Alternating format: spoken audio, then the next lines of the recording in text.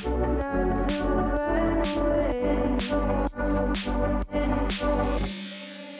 throwing rocks across the pavement, hoping it'll cave in and swallow me whole.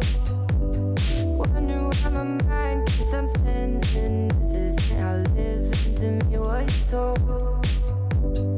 Why am I like this? Something's always amiss. Can't put my finger on it, but it's there. Wait for it to subside, but my mind won't apply. Waiting for the clear.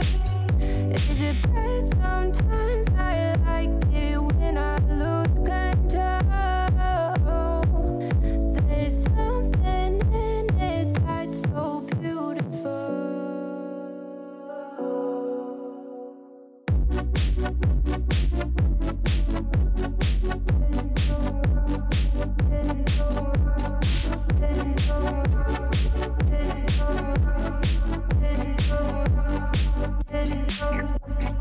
Listen, I can see the light of day,